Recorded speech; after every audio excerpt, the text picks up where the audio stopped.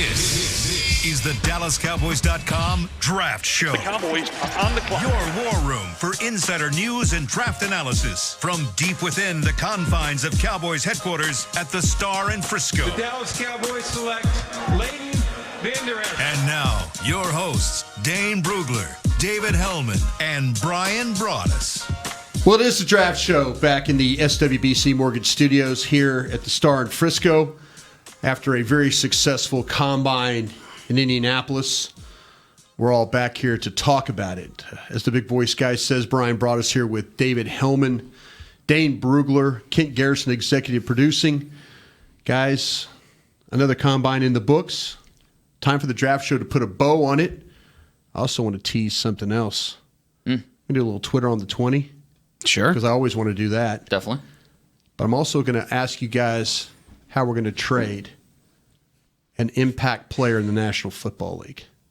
We're going to go through that. An impact player in the National Football League. Who could that be? Yeah, we're going to try and talk about the pros and cons of maybe trying to move a guy. I don't know. Who are you? I don't know. Like, I don't go back and Don't listen. talk much about it, Dave. No.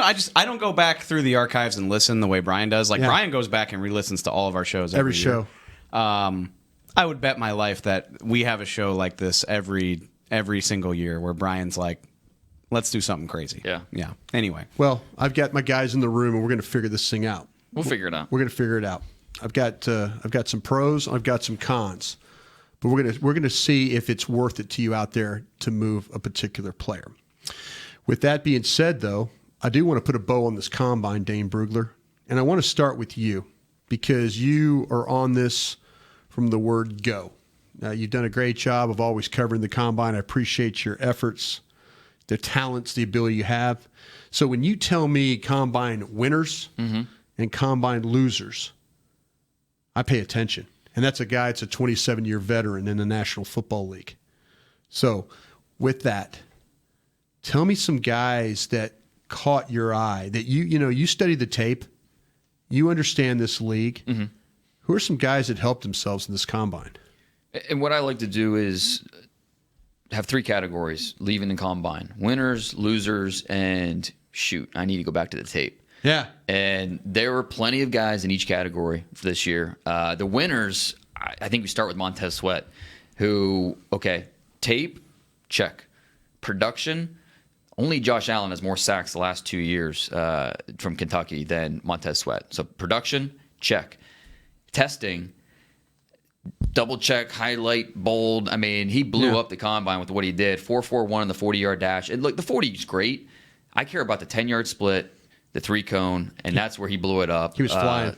1.50 in the 10-yard split. That's comparable to Antonio Brown, Jalen Ramsey. The 7 flat and the 3-cone's a great time.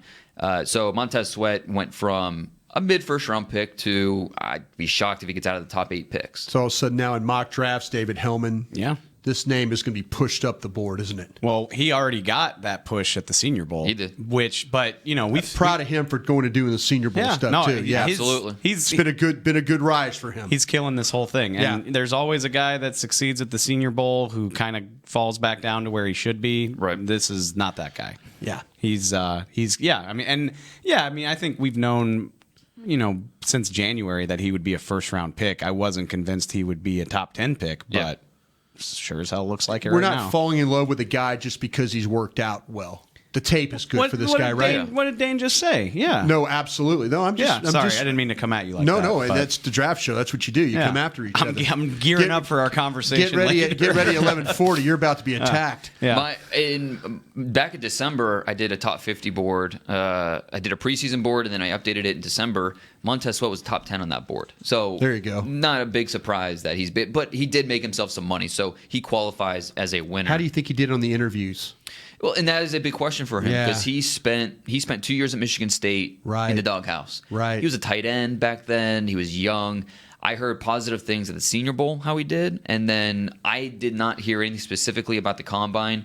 But I think we're trending away from that discussion when it comes to Montez Sweat. So no Charlie Casterly, I'm going to scorch No. the earth, try and save my job. Not guy? with this play. Now, maybe with a different pass rusher. Oh. But not with Montez Sweat. I think we're okay there. All right. A couple of the winners go to the greatest rivalry in sports, Michigan, Ohio State. From Michigan, I think Rashawn Gary had all the buzz in terms of the Michigan defenders, but it was David Long, the corner, who really impressed. 4.45 in the 40, solid time. The 3-cone, 6.45. That's a silly time.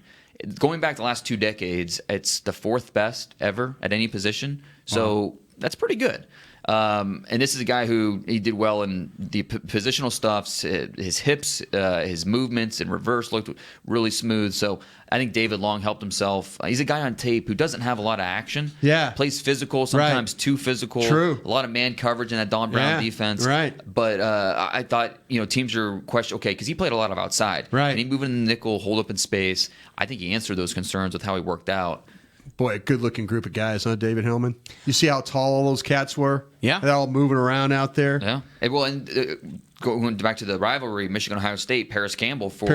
Yeah. And really it comes down, and not just Parris Campbell, all 3 Ohio State receivers were blazing in the 40. Johnny Dixon was in the 4.4s. Yeah. Terry McLaurin was a 4.35. Yeah. And then Paris Campbell, 4.31. And the big thing with Campbell is he looked really good in the downfield routes during drills. He did. And everything you watch at Ohio State generally is underneath. It's horizontal. He was in that Percy Harvin role, that Yeah. H-back Yeah, role at Urban exactly, Meyer's offense. exactly, So yeah. he was a lot of underneath stuff, a lot of comebacks, a lot of crossers, a lot of jet sweeps, bubbles, tunnel screens, those kind of things. So to see him down the field tracking the football, looked really smooth in his routes. That's a big step for him. I'm working on a mock draft right now. It'll be out on Monday. Paris Campbell's going to be in that first round. Which, okay, I'm glad. I've been out of pocket. And we didn't have many first-round receivers we were talking about at all, were we? We've been debating this whole time. This mock draft, though, right? How do you feel about these guys? Yeah. No, but back in Indy, I said I didn't feel like a lot of people were talking about this guy. No, you're right. To his talent level. Yeah. I didn't think first round though. Like that's when you're that very type of interesting athlete, to hear. Yeah, and you're 6 foot, you're over 200 pounds, you have good length, you're this type of caliber of athlete because he was 40 in the vert, really good times across the board. And a big thing for him was he came back for a senior year at Ohio State and really improved catching the football. Yeah, 90 receptions we see. Yeah, he set the Ohio State record, Yeah. single season record. He was only the 5th receiver in Ohio State history to go over 1,000 yards in a year, in a season. But productive catching the football just as a finisher. He really improved his catch rate. Now, a big part of that is a lot of easy throws, a lot of easy catches. Yeah, the quarterback did a heck of a job getting to the ball. That's also a big factor, sure. He's going to have some drops, but he improved his drop rate tremendously from his junior year to his senior year. Everything you're saying about this guy is why he would interest me for the Cowboys, because he could fill all the roles that they are potentially losing. So it's a bummer to hear you boost his draft stock up that high. Are people looking at him? We talk about with Thomas from the Saints. Are people looking at these Ohio State receivers and saying, "Oh, who's the next guy"? Well, I think that is that asking probably too much there? Different style of player, different style of player. Yeah. And but Ohio State receiver. No, well, I mean he's like that's Ohio. Not the most. I know Thomas came on. I felt like Thomas came on late. He did. His senior year, his best year, he had like 800 yards receiving. Yeah. So Ohio State is one of those programs where like they're just churning out such a silly amount of talent that like their college production isn't necessarily indicative of anything. Right. It just means they couldn't beat out the other 5-star on the field. And it's funny. It's a good point. Teaser for the mock draft on Monday. I have him going to the Raiders at 27. So we can compare. That would Harris be an Al Campbell Davis pick right there. And Cooper. Yeah. Going forward, how those two work out. That'd be fascinating. We had Kyle Martin on from the Raiders. Oh, yeah. How'd he do? He did a good job. Good. He did a nice job. You appreciate that because we had him on and talking about the Raiders and what they're picking, and he was. We were all, Dane, the thing that Dane wanted to see was them to draft a receiver at 27 so he can compare what you have with Amari Cooper with that'd be fun. A receiver that they have. Okay, your continued winners here. If we're sticking with the receivers, we have to say Miles Boykin. And now I think that was a shock to me. He always also qualifies for the go back to the tape. Yeah, he's in 2 categories. You're right. So for a guy that's 6'4", 220, runs a 4.42, jumps were outstanding. The 3-cone was outstanding. God, he short was shuttle, flying too. He plays athletic, but he doesn't play to that speed. Yeah, it's funny because he doesn't run with his pads like that. Like he's a fast guy. Right. And he'll make some impressive catches where he's making, his body control, his adjustments to the football. You can tell he's athletic on tape. Quarterback situation proved there too, as well at Notre Dame. Sure. As far as throwing the football, that's true. Yeah. It didn't have great production, led the team in receiving, but Miles Boykin definitely a player to go back to the tape. But he helped himself. He turned some heads with how he performed. Okay, are we out of winners? Or are we still? I think two guys on the offensive line: Andre Dillard from Washington State. I think he was a huge winner. Yeah. Andre Dillard, and we talked about this going back to the Senior Bowl. How he was the top senior offensive lineman, but. Okay, where exactly is his value? Is he a high first round pick? Is he a late first round pick, early second round pick? Performed pretty well at the Senior Bowl. Then he goes to the Combine, and at 315 pounds, and again, this is the one workout that I got to see in person. Right. And you were in the stadium that day. He moved differently than everybody else on the field. Yeah, David, he's never on the ground. I mean, I see a guy when you watch what you want in an offensive lineman, when you watch, I mean, the body control, the balance, the footwork. He doesn't play stressed at all. It reminds me a lot of back in 2013. I remember being in the stands watching. Luke Jokel was talked about as the top pick that year. Yeah, and then Eric Fisher and Luke Jokel were going like back to back. Back to back. Yeah, I remember leaving Lucas Oil Stadium that day thinking, and I tweeted it that day. Eric Fisher's going number one. Like he's a much better athlete, he's a much better mover than Luke Jokel, and that's how it turned out happening. Andre Dillard, when I left Lucas Oil Stadium, I came to you guys and said, this guy's going top 15. You definitely did. We talked about it, one of those shows in Indy. But what's interesting to me is he's coming out of Washington State, which, the Mike Leach offense is like NFL types are decrying that offense as like the death of good offensive line play. Like that's, people credit those college schemes for why it's so hard to find good offensive line play in the NFL, where you're telling me the best guy in this year's draft might be coming out of a program like that. It makes it more difficult, no question, because in case in point, I talked to Jalen Jelks at the Combine, Oregon defensive end. Yeah. And I asked him, okay, who was the toughest offensive tackle you faced? And, he said a few names, and he didn't say Dillard. I said, okay, well, what about Dillard? And he said, well, it really wasn't a challenge because the ball is up and gone before I can even, do anything. So, and the Pac-12 has a really cool award called the Morris Trophy, which the offensive linemen, the players, vote on who the best defensive lineman is in the conference, and vice versa. Defensive linemen vote on the best offensive lineman. And Caleb McGarry won the award, the Washington offensive tackle, over Andre Dillard. And I think a big part of that is you don't really get a chance to see Dillard show what he can do on a consistent basis because the ball's up and gone so quickly. Yeah. How about the losers? And you don't want to. I mean, they're working out and stuff like that. I mean, losers kind of a strong word, but the guys that that we're kind of looking at that maybe didn't help themselves as much. I think it starts with Jachai Polite, and that's who I was kind of alluding to earlier about the pass rusher who didn't help himself. First of all, he weighed in 16 pounds heavier than he was listed at Florida. Sure, 258 pounds. The workouts, he ran a 4.8, which is, if you watch him on film, you see a guy that's instant speed. He can bend. He can get after the quarterback. 4.8, he doesn't play like that. He plays much faster. Yeah. 32 inches in the vert. And then, he exited with a hamstring injury. I put that hamstring in quotations. Maybe a hurt pride a little bit, maybe. Maybe a text from an agent saying, hey, stop. Get out of there. Yeah. Get out of here. Yeah. Let me ask you this, though. I remember Suggs, Arizona State, Colts. Terrell Suggs. Ravens. Mm-hmm. Possible Hall of Famer. Yeah, but I'm saying, 4.9. Yeah. At Arizona State, we kept trying to go and get him faster. He never could run fast enough. 38-yard dash. Yeah, the 38-yard. I couldn't stand at 38 and get him fast enough. But that's what I'm saying, though. It's a guy that's super talented, but maybe not going to be able to run as well. More so than just the testing is, okay, well, why aren't you in better shape? Why aren't you going back? It's not important to you? Kind of a thing? There were character concerns, and I'm always hesitant to talk about character stuff when I don't have a concrete example. Like, sure. I can't say this guy was arrested or this or that. I don't have a concrete example. But in my report on Jachai Polite, I put in there, scouts are really worried about his maturity and his character. And I received a lot of feedback saying, well, his teammates speak highly of him. He's never gotten in any trouble. The coaches say good things about him at Florida. Like, what is it? I can't tell you. I just know I've been told by scouts there's character concerns. Okay, we go to the combine, and I heard from multiple scouts who said train wreck, temperamental. Yeah. He did not perform well during the interview process at the combine, and it matches up with what I heard all season long. And again, working on this first round mock, he's not in there.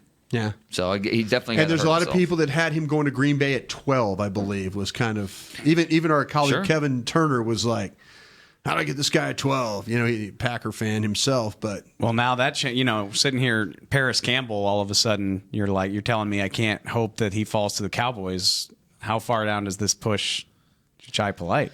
Good question. I don't know. And all it takes is one team. I could see a team like Seattle taking him at 21. Especially how about my given- Bengals? Especially given the Yeah. value of the position. right. Seattle is a very good call. For talented play, this. Oh, Talented absolutely. players, they're going to give you every Pete Carroll. chance. And Yeah. so, okay, they'll meet with Polite say he improves his times at the pro day. They'll get him on the grass at Florida, Ben Griffin Hill Yeah. Stadium, whatever they call Ben, that place. Ben Hill Griffin. You take him to dinner. Did I say it wrong? Yeah, it's okay. You take him to dinner. Maybe he performs better in terms Yeah. of his character, in terms of the way he presents himself. All of a sudden, you're feeling a little bit better. So he could still go in the first. Because all it takes is one team. But, man, I don't know. He's going to be off a lot of boards. Seattle picks at 21. See them trade down to like 26 and still draft him. Well, they are low on draft picks. They want out of that pick, no question. And I think they also haven't picked in their original slot in like 6 years. Yeah, or they something just like don't that. do that. No, they're And not fans of that. No one saw him taking Rashad Penny in the first round last year. So No. Seattle Yeah, definitely. that was a surprise when we were all at draft day. When that was rolling on, we all like, whoa, what?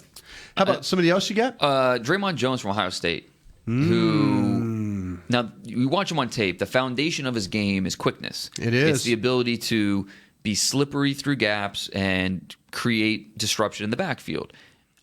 281 pounds, and the testing times were below average. So Yeah. that was really surprising to see for a former basketball player, a guy that flashes on tape. You better have good testing times, Right. And he didn't have it. So Draymond Jones is going to be a tough one to figure out. Plays really tall. He does. He always struggles think versus the run. Yeah, when you watch him play, David, it's one of those things where, and the first thing he does is just right up out of his stand. I mean, just straight up, and then you're watching.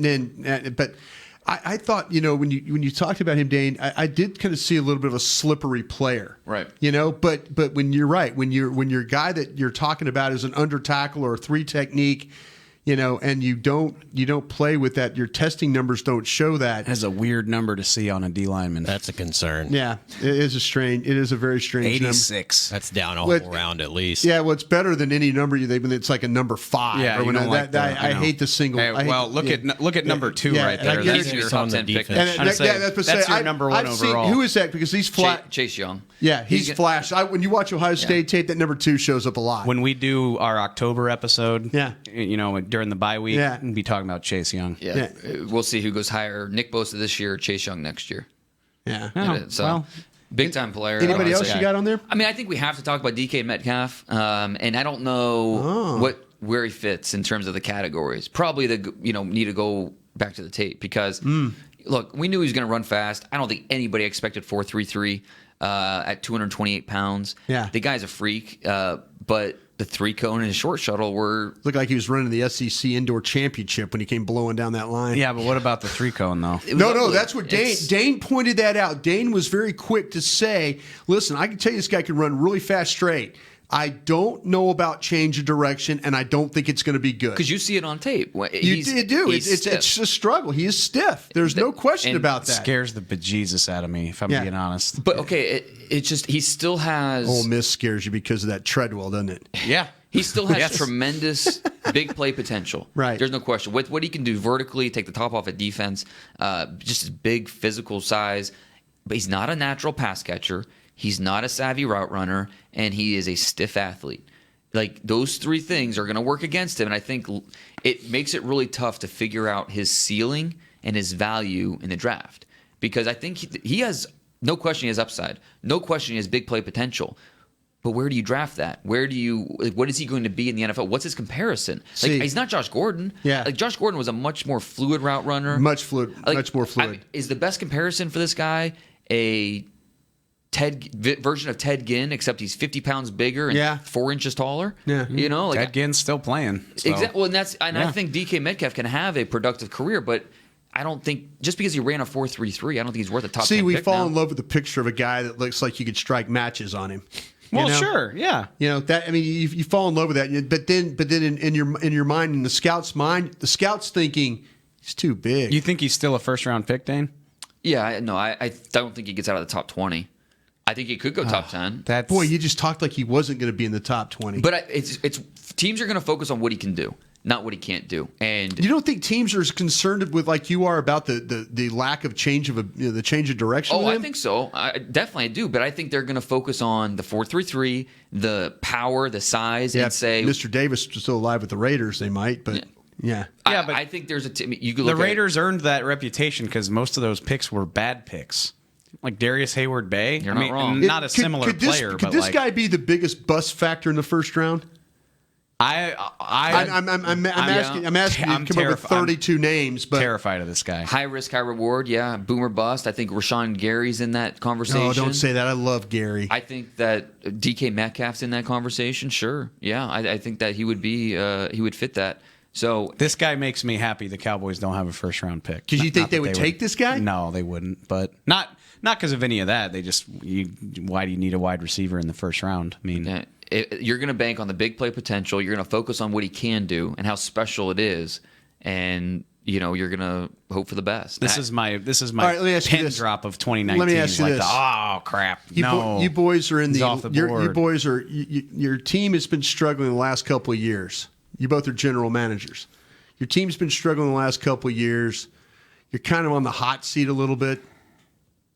You taking this guy? Metcalf? Yeah. There is a point in the first round where I would take him, yes. I would not take him top 10, no. Okay, you're Tampa. You're my guy at Tampa. You're kind of. I already have a guy that runs straight. Yeah. Really I'm just fast. saying though, you're GM that's on a hot seat. Your existence to be able to pay your lake house off means you have to have a good draft. Guess what? 50% of first round draft picks probably don't work out. So, yes, this guy might have higher bust potential, but he has higher boom potential too. Wow. So, at some point in the first, now I'm not taking him top 10, but It's a lot more palatable after pick 20, but like if I'm the Titans at 19 and I'm looking for every way to help Marcus Mariota, I thought they took a pretty good guy with Davis a few years ago. He really, he's been okay. Coming on. when he's healthy, he's on the field, he's been That's okay. what I'm saying, though. Okay. But that's what I'm saying. I'm looking for that big play potential. And if I'm a team like the Titans where I'm trying to help out my quarterback, that would interest me. Does he help your quarterback? Yes, I think he does. Okay. I knew I could get you to say it. He is a first-round pick. It's just I think we need to temper expectations with, he's definitely top 10 now, or he's going to be a big riser. I mean, he's what we thought he was going in. Really fast, but really stiff. He's a late-round first-round pick for me. All right. Thank you for your winners and losers. I was agreeing with you until you got to that last one. Hey, if we agreed on everything, this wouldn't be fun. This would not be fun. Okay. When we come back, we're going to take your questions. Twitter on the 20. Stay tuned. Kaboo Texas is 3 days, 6 stages, over 100 artists, including The Killers, Lionel Richie, Leonard Skinner, Ms. Lauryn Hill, Kid Rock, Alanis Morissette, Little Big Town, The 8 Vet Brothers, Counting Crows, Pitbull, Sting, The Black Eyed Peas, and the list goes on. Don't miss Kaboo Texas. Single day and 3-day passes are on sale now. Visit KAABOOTexas.com to get your passes today. Essilor has been helping Cowboys fans see better since 1972 so they don't miss a moment on the field. Get glasses with Essilor's best vision, clarity, and protection with the Essilor Ultimate Lens Package. 3 innovative technologies in one lens. For a limited time, you can double your lenses for free when you purchase the Essilor Ultimate Lens Package and get a second pair of frames. Find a participating eye care professional and details by visiting EssilorUSA.com. That's EssilorUSA.com. Terms and conditions apply. Do you want the most interesting, up-to-the-minute Dallas Cowboys news straight from the Star in Frisco? How about exclusive and on command? That's right, news and nuggets you can't find anywhere else. With our exclusive Cowboys content on Alexa, you can have all the answers, secrets, stories, and more. What's Stephen Jones thinking during a game? What's Joe Looney's favorite pregame meal? We take your questions to Cowboys players and coaches, and you can hear the answers directly back to you. Just say, Alexa, open Dallas Cowboys. If you're like me and you love... if you have a thing, then cutting the cord is scary. But then I found out I could switch to DirecTV Now and still get the live sports I love. No satellite needed, no bulky hardware, no annual contract, just... Get the live sports you love. Try DirecTV Now for $10 a month for 3 months. Visit DirecTVNow.com. DirecTV Now. More for your thing. That's our thing. Use code REALDEAL. Limited time. Price for little package. After 3 months, renews monthly at full price. Currently minimum $40 unless canceled. Prices may change. New subscribers only. Cancel anytime. Content varies by package and may be limited. Restrictions apply. A man's Stetson doesn't just protect him from life's elements. It projects an unstoppable and legendary spirit, just like the men wearing silver and navy on the field every Sunday. Since 1865, Stetson hats are American-made with pride right here in Texas. They are still the official crown of all self-respecting Cowboys. And Stetson is proud to be on the field with America's team. Find Stetson hats in the Pro Shop or at Stetson.com today. Dr. Pepper is the one you crave. But how do you explain that craving? Imagine being shipwrecked on a desert island, alone. Glass-like curls of surf pound the shore with Dr. Pepper-colored waves. Surrounded by desire, but you can't drink it because it's the ocean. Fish live in there. The only thing you want is Dr. Pepper, and you can't have it. Now that is a Dr. Pepper craving. Dr. Pepper, the one you crave. Hey everyone, it's Ed Cahill, co-founder of The Draft Show, and it's time for Twitter on the 20. Twitter on the 20. Oh, man. Take it away, Tiny Jim. That's good stuff right there. That is good stuff. That is well Shouts out done. to Ed Cahill. Great job. Thank Production you. value gets better on this show every week. Every week, though. And again, thank you for Ed. He's the founder of this show. But thank him for that. And thanks, Kit Garrison, for being as creative as he is with all the graphics and stuff like that we come up with. Dane's Killing lists. You know, Miss you guys. Yeah. There Miss we you go. too, Eddie. All right. All right. No, I'm going to get right into it. Yeah. I'm actually really relieved that Dane didn't bring this guy up because a lot of people were asking about him after the combine. Mitchell wants to know, does the tape match the athletic traits for Kansas State running back Alex Barnes? It's funny. If you ask just a general college football fan who led the Big 12 in rushing last year, how many would say probably David Montgomery? That's a good guess. Him or the Oklahoma kid. Yeah, one of the Oklahomas, Trey Sermon, one of those guys. Yeah. But it was this kid, Barnes from Kansas State. I had like 1,300 rushing yards. He's a bigger guy. He's physical. He is not afraid to drop his pads and run over you. There weren't a lot of open field runs on his tape, so it was hard to see necessarily that athleticism. But he has some burst to him. He gets through the hole quickly. I didn't expect those numbers. And it's funny, he talking to people that he was training with, he had like a 38.5 in a vert. Talking to people that he was training with, he never got better than 35 during training. Yeah. And he got 38.5 at the combine. So adrenaline, man. Great, good. I mean, great for him. Scared for your life. He must have had 5 Oreos instead of 4, like Quentin Williams that morning. Yeah. But so good for him. He tested well. He also qualifies as a guy you're going back to watch the tape just to see if you do see a little bit more of that athleticism on the field. But he definitely helped himself. Well, you're right about that, the running stuff. Even though they have, a guy at a tackle you have to look at that, you project a guard, your center, wherever you want to project him. Yeah, they just did not have a lot of space to run. Right. I mean, there are a lot of times where he's just running into a wall and, getting what he can. So good for him for having the workout that he did. Finishing up from the first segment, CJ wants to know, if Jachai Polite fell to 58, do you take that risk? And it's easy to dismiss this because it's hard to imagine him falling that far. And I know they're different positions, but I would have said the exact same thing about Geis last year. Yep. And there he was at 59. Yep. So there's going to be somebody that's going to slide. Get ready. In the interest of that, how would you feel about that? And that's an interesting comparison because it's different than like Randy Gregory. Right. Randy Gregory fell for... As far as I'm aware, we failed a drug test we still at the combine. don't know what Geis did that scared so many people off. Right, and I think it was more just the people he rolled with, background, that kind of thing. Just it scared some teams away. And with Polite, it's just, he's anything but polite. It's kind of, he's the maturity, the just way he handles himself. But, can you trust him? Yeah. If you can't trust a player, you can't draft a player. So you have to have some level of trust there. And if this team can find that with him, then sure, roll the dice at 58 and take him. But that a low enough cost that you would do it? I have to trust the player. I don't care if it's 7th round. I need to trust the player. You guys are talking right in my wheelhouse right now. Well, Brian will do it. Yes, he will. Damn right I'll do it. And you don't even love the player. I have the 2nd round grade on the player. I bet he likes him a lot more at 58 than he would. I absolutely like him more at 58 than I do at 25. Absolutely, I do. And you know what? Again, that's just on looking on ability and stuff like that. Mm-hmm.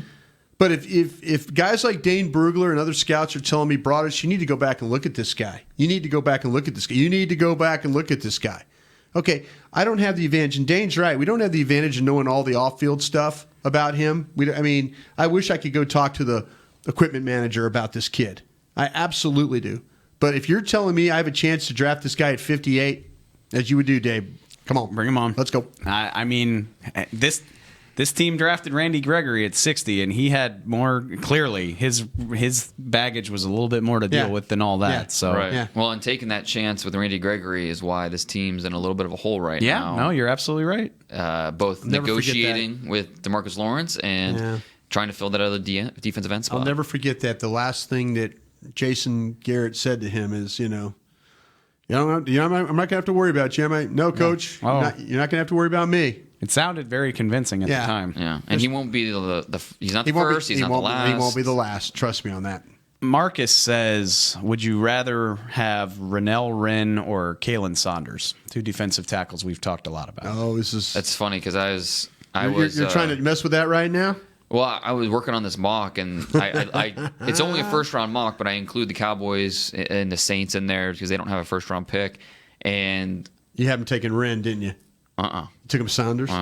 You had Wren a couple weeks ago, though. Yeah, and I went with Saunders because I think he gives you kind of that interchangeable. He could play the 3. He could play the nose. He could help you out both spots. Really good athlete. You love the makeup. You love you don't love the.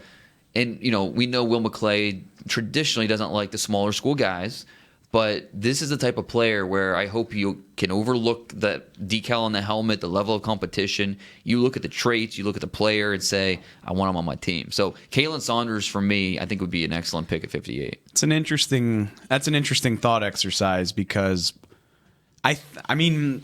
they've been so good at drafting that I trust that they would do that if they were put in that situation. But they really haven't, though. You could, Leighton Vander Esch, you can throw that out there if you want to, but Boise State's not on that level.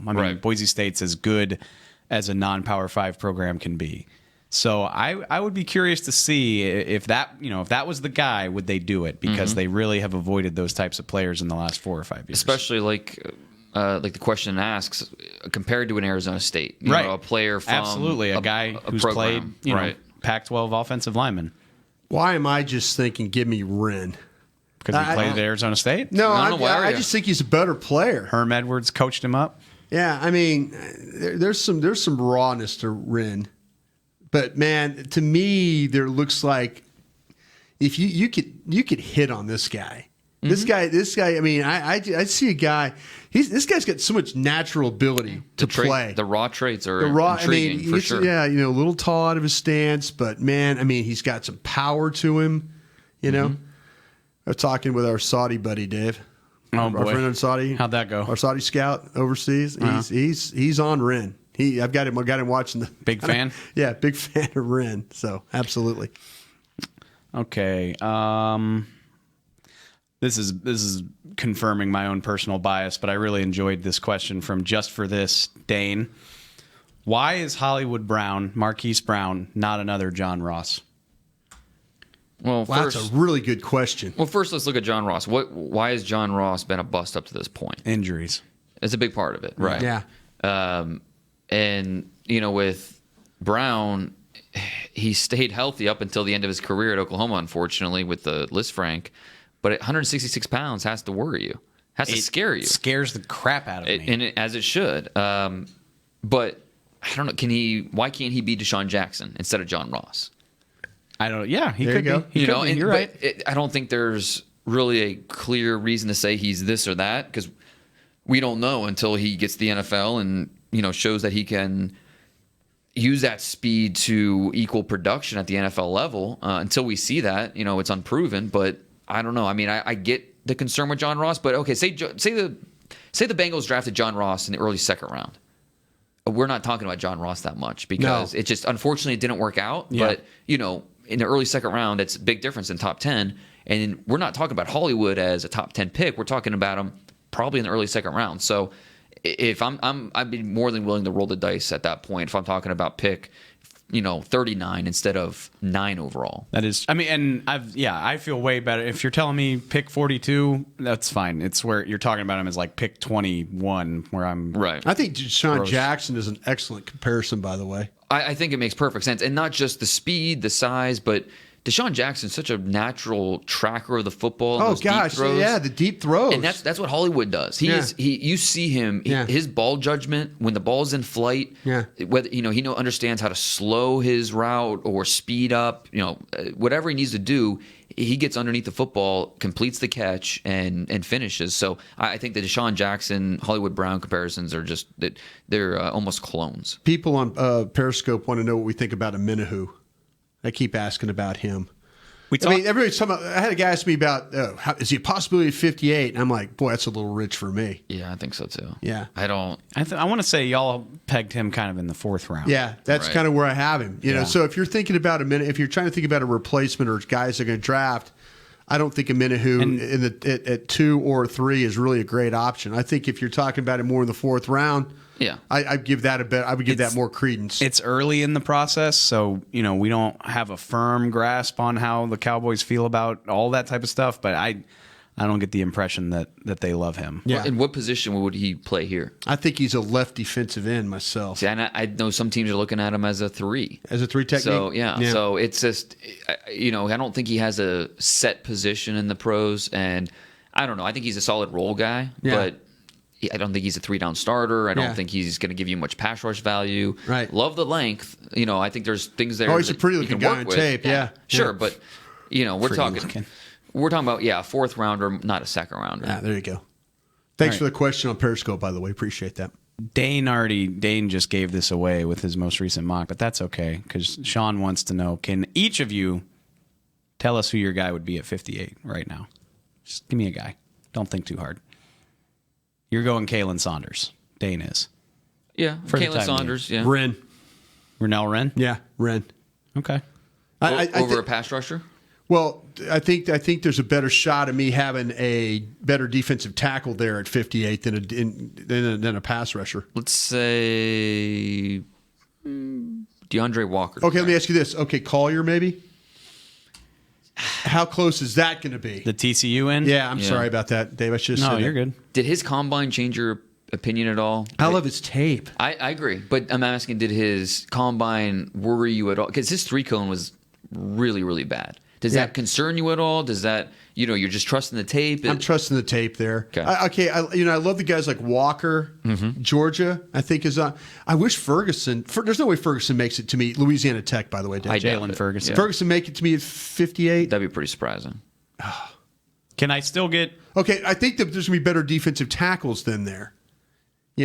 What's going to happen with Tillery? The scouts hate him, don't they? Something's wrong with him. When you say Tillery, everybody kind of goes, He posted a photo coming off his shoulder surgery. Yeah. He does not look he looks light. He looks like an offensive tackle almost. He does not. And that's what he was in height or when he went to Notre Dame. He does not have a ton of bulk. No, he doesn't. I don't know. Tillery is a guy that, again, all it takes is one team to gamble on the talent, but there's a lot of teams that just don't. Let me ask you this. How would you take, okay, if you think about wide receivers, which one of those wide receivers would you take at 58 if you had to? I've been saying Debo for months. Is Samuel too rich? I got him in the 3rd. Debo? You're basically in the 3rd. You're 5 picks away from the 3rd. No, you're not wrong. You're not wrong. Dane, you think about that, which you've mocked him here before. Do you still, a month and a half later, do you still feel okay about Jonathan Abram at 58? Oh, yeah. I think Jonathan Abram go in the 1st. I would, well, I would take him.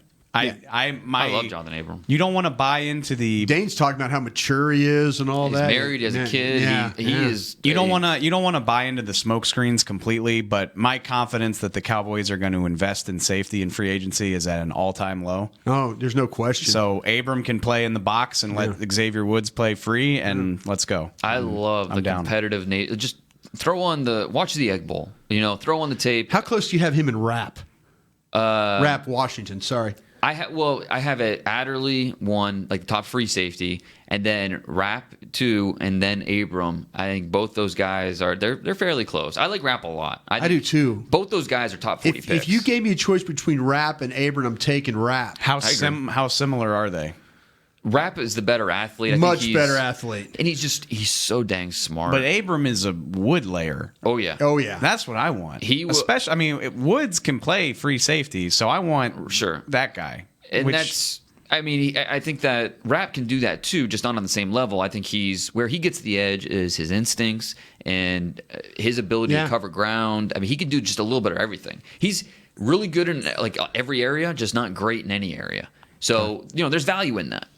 With Abram, you do worry about him and holding him in coverage. Can he play man-to-man against a tight end? Yeah. When he's coming downhill, when he's running the alley. Blitzing and stuff like that, yeah. Watch him on special teams. I mean, he's a headhunter. He takes guys and decleats them. So I love the energy, love the competitiveness. Bring him on. Are you talking about Rapp or I'm talking about Abram. I'll fight for Rapp here. Yeah, no, exactly. I mean, this guy plays in coverage. He plays all over the formation. Mm-hmm. He can time blitzes. I mean, he's not afraid to stick his nose in the action. He's a formed tackler. Reacts quick. I mean, these are all notes I'm saying. Angles to the football. He doesn't miss tackle. This guy's a tough player. He is. He plays near the line. That kind of talks to what you're asking about, Dave. If you could play Woods the back, play Rapp up front. I play Rapp up front. That sounds like a really kind of cool deal. Regardless of who it is, like that's what I would think that they would do with any safety that they draft. Yeah. And you think about all the secondary guys that Washington has pumped out. Yeah. Jimmy Lake, their defensive coordinator, said this guy's the smartest guy he's ever coached. I like it. I can live with that. Dave, I'm gonna have to quit there because I have to get. We're running out of time. We got into some because I got to trade a guy. Okay, when we come back, Broadus is going to try and blow your mind. Stay tuned. If you're like me and you love, if you have a thing, then cutting the cord is scary. But then I found out I could switch to DirecTV Now and still get the live sports I love. No satellite needed, no bulky hardware, no annual contract, just get the live sports you love. Try DirecTV Now for $10 a month for 3 months. Visit DirecTVNow.com. DirecTV Now. More for your thing. That's our thing. Use code REALDEAL. Limited time. Price for a little package. After 3 months, renews monthly at full price. Currently minimum $40 unless canceled. Prices may change. New subscribers only. Cancel anytime. Content varies by package and may be limited. Restrictions apply. It's time for tailgating with the OtterBox boys. The OtterBox that builds those crazy protective phone cases? Yup. And now they're changing the side dish game with the OtterBox Trooper Soft Cooler. Lightweight, mobile, and leak-proof, Trooper is perfect for blitzing a crowded parking lot with a Frito pie. Amazing. Hey, you think I could fit my 7-layer salmon salad into the Trooper cooler? Yep, but please don't. And that's been Tailgating with the OtterBox boys. Learn more about the Trooper soft coolers at otterbox.com. While a player could look good on paper, it's when he's out on the field that you really find out what he's made of. That's why the Cowboys rely on more than just stats and scouting reports when building their team. When picking a tractor, it's why you should rely on more than just specs and features. You've got to take it out and put it to the test. The Cowboys did when they named John Deere their official tractor. Experience one for yourself. Visit myjohndeeredealer.com/football. It can be hard to find the right resource for learning about important financial matters. You search how to build savings, you end up reading about the one weird ingredient from supermarkets that can make you taller. That's why Bank of America built BetterMoneyHabits.com, a safe little corner of the internet for answering your financial questions. Full of simple videos and tips, Better Money Habits can show you how to make the most of your money without resorting to random searches that always seem to lead to unbelievable photos of childhood stars grown up. To learn more, visit BetterMoneyHabits.com. Essilor has been helping Cowboys fans see better since 1972 so they don't miss a moment on the field. Get glasses with Essilor's best vision, clarity, and protection with the Essilor Ultimate Lens Package. 3 innovative technologies in one lens. For a limited time, you can double your lenses for free when you purchase the Essilor Ultimate Lens Package and get a second pair of frames. Find a participating eye care professional and details by visiting EssilorUSA.com. That's EssilorUSA.com. Terms and conditions apply. This is the DallasCowboys.com Draft Show. The Cowboys are on the clock. We're back here in the SWBC Mortgage Studios. Brian Broadus, Dane Brugler, David Hellman, Kent Garrison, executive producing. We want to thank our folks at Miller Lite for always hanging out with us. After a long day of scouting, grab you a Miller Lite. Do you some good. All right, boys, I'm going to try and trade a football player today. Who you got? What are you thinking, Brian? I wonder who might you possibly be trying to get rid of? Well, again, we're trying to do some. We're all about investigate and educate here. So again, I need to look at all possibilities. I'm looking at the possibility that I cannot sign DeMarcus Lawrence to a long-term extension. Okay. I'm looking at 44 days now till the NFL draft. Can't do it or don't want to do it? I can't. I'm having trouble getting it done, but I'm running out of days. Okay, I'm going to try and take these 44 days, and I'm going to try and sign him. But we need to come up with a plan in case we can't sign him, in case it just turns into something that, you know what, this is not going to get done. We're too far apart. Again, this is all about radio and stuff like that. These guys are working hard every day. I'm sure both sides are doing the best they can. But for our little group here, we're in a little bit of a bind. And I need to figure it out. Is it going to be worth our trouble to try and trade this guy? Okay. Can Dane, as you as my director or player personnel, can you find me a guy? Can you find me a guy? Dave, I'm going to need you to help me make this trade, though. I'll do my best under protest. Yes, I'm going to go to a team that has $108 million actually $106 million in cap space right now. Dane, you know the general manager very, very well, and Mr. Ballard. Mr. Ballard. Yeah, and so with that being said, Indianapolis currently holds the 26th pick in this draft. They currently also hold pick 34 and pick 59 in the second round. Okay, I'm kind of thinking this might be a possibility for me to trade him to a team that A, has the cap space, and B, has picks that I might like to partake in. I'd love to have number 26. I'd really love to have number 34. I would really like to have number 59, to be honest, too. And I don't think I could get all three, but we need to make a determination. Do we take 26 and 59 and just go with it, or do we take 26 and try and get 34 out of these guys, or do we just look at 34 and 59? There's something else you want to consider too, and we talked about this before the show. Are you going up? Are you making this deal with it's not like you've got to draft a defensive end to replace Tank because you lose arguably your best player, certainly one of your best three players, and you're basically out of pass rushers if you do this. Are you doing the trade simply to have a haul of picks to replenish your team? Yeah. Or are you doing it with the notion if we're getting rid of this guy, we have to draft another pass rusher? We're going to try and parlay this, and I know people on Periscope are saying, why not go the Jets? I'm trying to send him to a place where I know the defensive coordinator knows the player well. Plus, you're talking to facilitate the trade. I'm trying to make this as easy as possible. The Jets are going to be running a 4-3 under Greg Williams. That's right. It's worth keeping in mind. It is worth keeping, and for this exercise, I'm looking at the Colts just because the familiarity with the player, with the defensive coordinator, Matt Eberflus. Exactly, Matt Eberflus has a great point. Yeah. Also, because you have a team with a lot of cap room. Right. You have a team with a general manager who is not afraid to think outside the box. That's exactly right. Who is not afraid to take chances. That's exactly right. And you have a team with the Colts that has multiple picks in the first two rounds. That's exactly something the Jets don't have. I was going to say, the Jets, for the sake of argument, they don't have a second round pick. The Jets pick at 3. They don't pick again until 68, which is in the third round, and then 93. So thank you. I appreciate being on Periscope. Your saying odds of Jets, getting value from the Colts is far higher. I picked the team that I thought they would be the easiest to try and facilitate. It's the most realistic. It is realistic. Okay, Dave. Yeah. Colts want to offer me 26 and 59. Do I need to fight for that 34?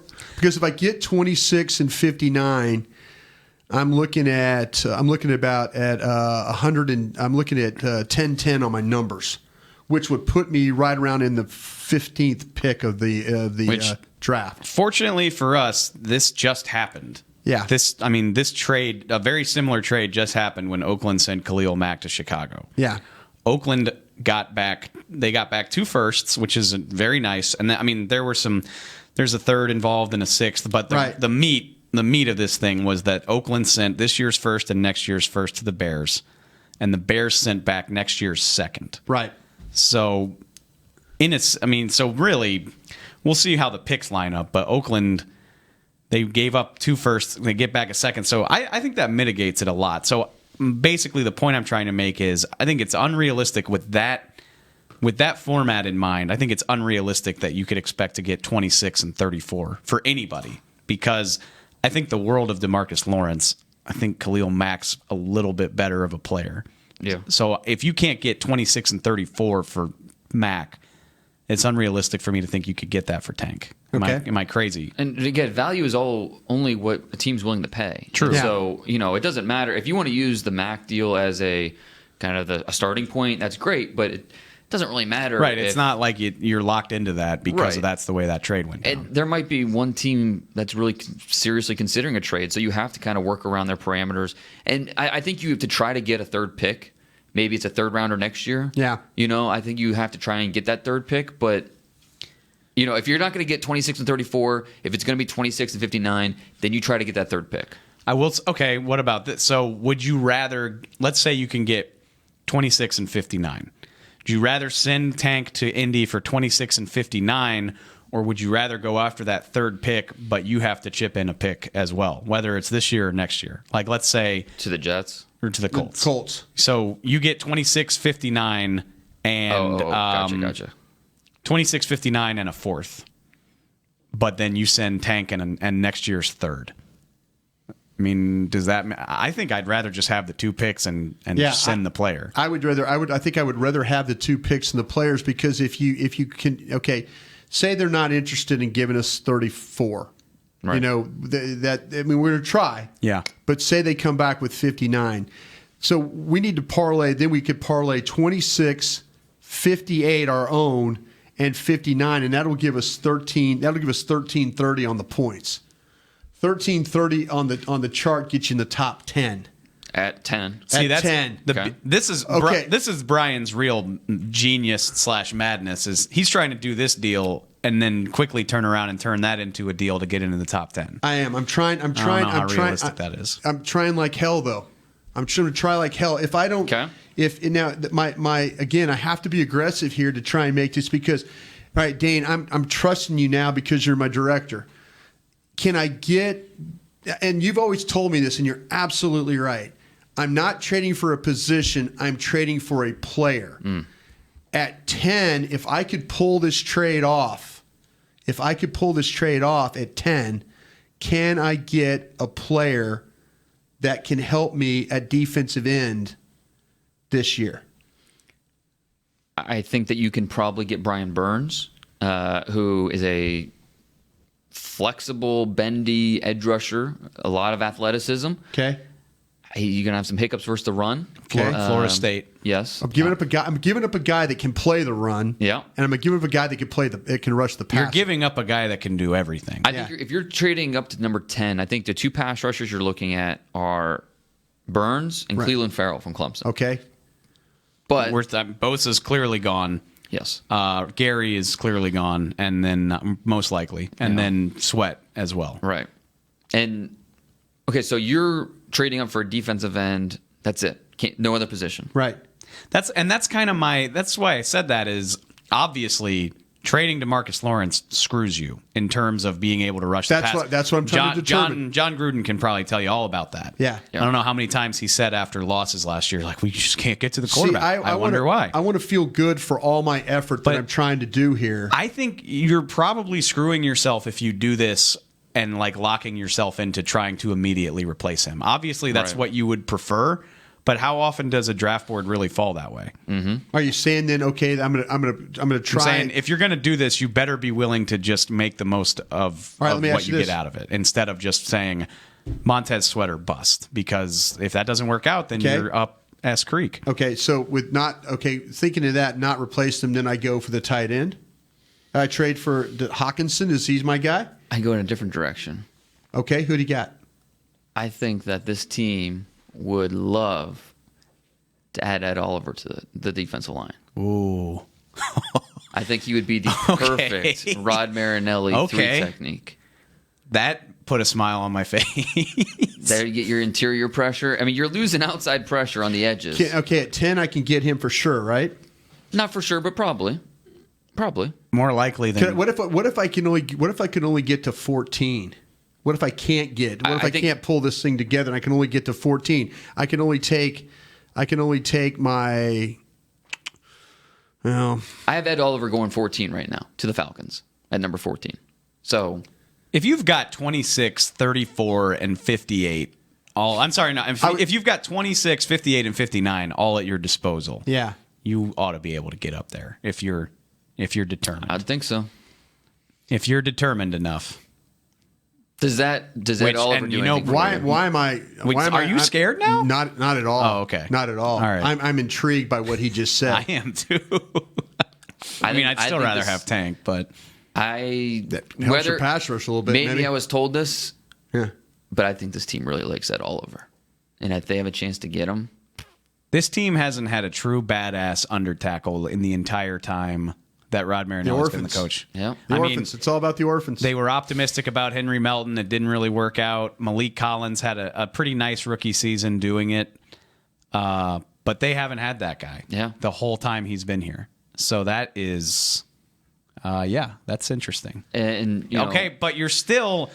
As fun as that sounds, you're still putting him on a line that no longer has DeMarcus Lawrence. You're weak on the edges, yeah, no question. Currently does not have Randy Gregory. You're gonna have to use some patchwork. Yeah, your ends are gonna be Dorrance Armstrong and Crawford. Yeah.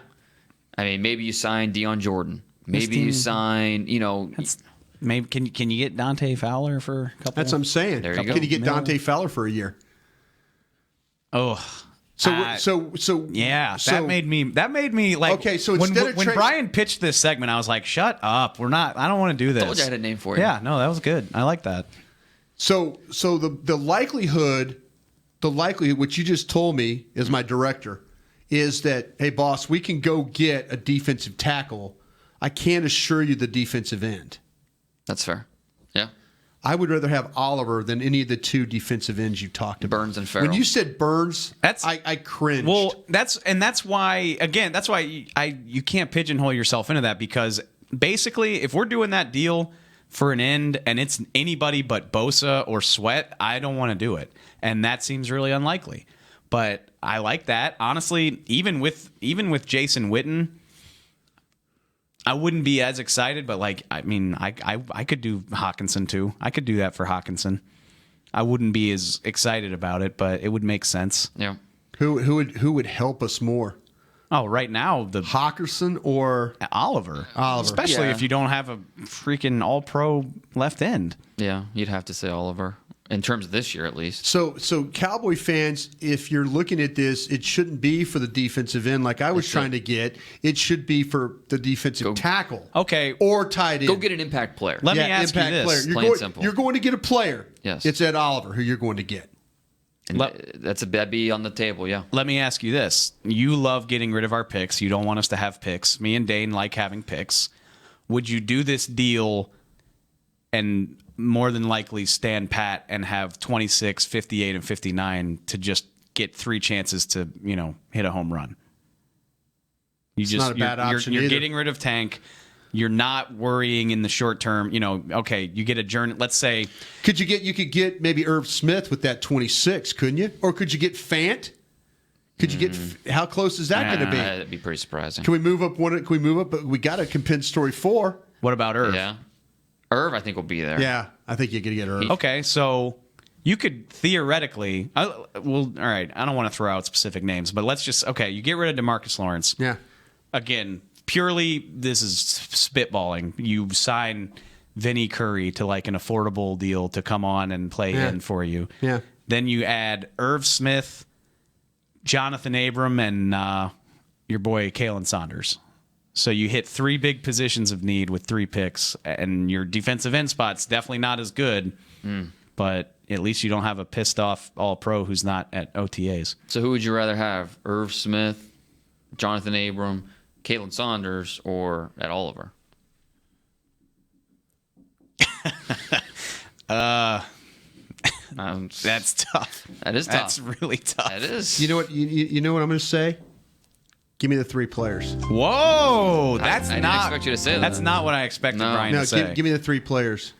Give me the 3 guys. I think give me more chances, because even as good as the Cowboys are at drafting, they're probably not going to be Pro Bowl. They're not all 3 going to be Pro Bowlers. So I'm okay. I am okay with Smith. I'm trusting you on Abram because I've seen the work of him. Saunders, okay. You know, You hit your three. I like Ren better, but need spots. but you hit them. You hit all three. You took an All-Pro, probably a top 5 defensive player in this league. Yeah, would you say top 10 at least? Defensive player, top 5 pass rusher, top 15. Top 5 pass rusher for 3 players that and the financial flexibility to go sign your other players. Okay, ooh, good point. Yeah. Well, all right, well, with all that in mind. Would you rather have all that or DeMarcus Lawrence?